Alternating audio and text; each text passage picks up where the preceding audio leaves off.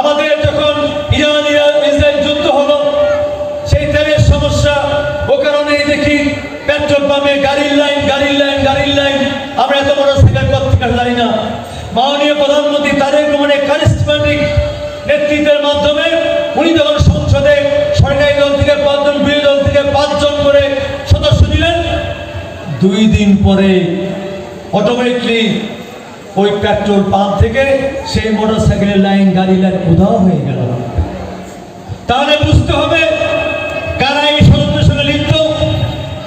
যখন ওই সাতক্ষীরার এক এমপি, জামাতের এমপি নজরুল ইসলামের অপকর্ম মিডিয়ায় ছয়লা হয়ে গেল, সারা দেশের মানুষ বুঝতে পারছিল, সেইটাকে অন্য খাতে প্রবাহিত করার জন্য আমরা কি দেখতে পেলাম?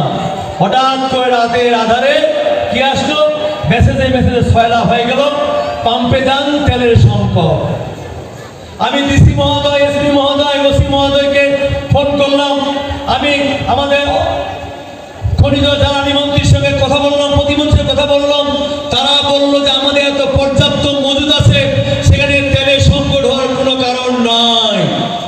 এইখানেই ষড়যন্ত্র। তাদের একটি অপকর্মকে ভিন্ন খাতে প্রবাহিত করার জন্যই তারা আবার নতুন করে ষড়যন্ত্রে লিপ্ত হয়েছিল। প্রিয় ময়দানদিঘিবাসী, আমরা বলতে চাই,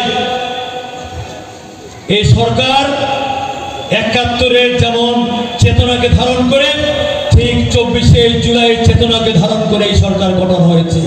কাজে এই সরকারের বিরুদ্ধে এই সমস্ত অপকর্ম, অপপ্রচার, এইভাবে সরকারের কর্মকাণ্ডকে ব্যাহত করার জন্য, সরকারকে বিভিন্নভাবে বিতর্কিত করার জন্য, সরকারি ইমেজকে ক্ষুণ্ণ করার জন্য যতই অপকর্মে লিপ্ত হন না কেন, জাতির সামনে কিন্তু আপনাদের চরিত্র প্রকাশিত হয়ে যাবে। কাজে মেসেজ ক্লিয়ার। আমাদের মাননীয় প্রধানমন্ত্রী শুধু এইখানে নয়, উনি যে ৯,৩৮,০০,০০০ টাকা বাজেট দিয়েছেন, সেই বাজেট দিয়ে উনি প্রমাণ করেছেন উনি বাংলাদেশকে আগামী দিনে কোথায় নিয়ে যেতে চান। এইবার সংসদে প্রথম মাননীয় প্রধানমন্ত্রী অর্থমন্ত্রীকে অনুরোধ করছেন, আমার এইসব দ্রব্যের মূল্য কমাতে হবে, ট্যাক্স কমাতে হবে, যেটা বিরোধী দলের নেতা বলার কথা।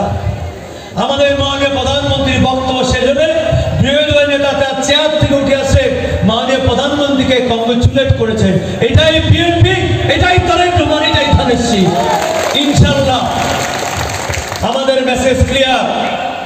আমরা সরকার গঠন করেছি, তাই বলে আমাদের কোনো নেতা কর্মীকে আমরা এই স্বাধীনতা দেই নাই যে দলের ইমেজ ক্ষুণ্ণ হোক, দল সরকারিভাবে যা অনুদান দিবে সেইগুলো ৯-৬ করে তুমি বিলি বন্টন করবা, সেই সুযোগটা আমরা দেব না।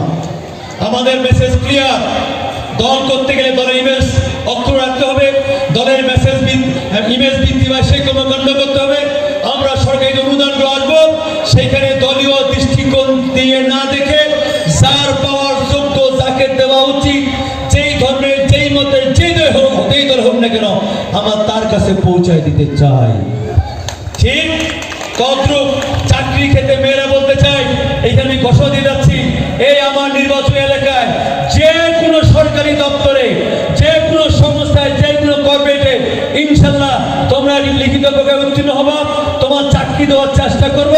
এবং চাকরি দেওয়ার ক্ষেত্রে কোথাও কোনো জায়গায় 1টি টাকা উৎকোচ দিতে হবে না। আমরা সেই নিরপেক্ষতা বজায় রেখে আগামী দিনে আমরা এই পদার্থে বিকাশে এগিয়ে চাই এবং আমাদের কৃষ্টি, কালচার, সংস্কৃতি, পড়ালেখার সব ক্ষেত্রে আমরা এগিয়ে নিয়ে যাই। এই পঞ্চগড় জেলার ভিতরে এই বদা উপজেলাকে শ্রেষ্ঠ উপজেলা, এই আমাদের এই ডিভিশনের ভিতরে আমরা বদা উপজেলাকে শ্রেষ্ঠ উপজেলা, এবং কি বাংলাদেশের মানচিত্রে ইতিমধ্যেই আমাদের খেলাধুলা, আমাদের সংস্কৃতি, আমাদের কৃষ্টি, কালচার দিয়ে ইতিমধ্যেই কিন্তু আমরা বাংলাদেশের মানুষের কাছে বোঝাতে পেরেছি যে আমরা আগামী দিনে আরো প্রগতিশীল হব। এবং এই প্রযুক্তির তালে তালে আমরা বদা উপজেলার প্রত্যেকটি শিক্ষা প্রতিষ্ঠানের মেধাবী ছাত্রছাত্রীরা সেইভাবে এগিয়ে গিয়ে আমরা পৃথিবীর তালে তালে আমরা লড়াই করে আমরা সেইভাবে এগিয়ে যাব।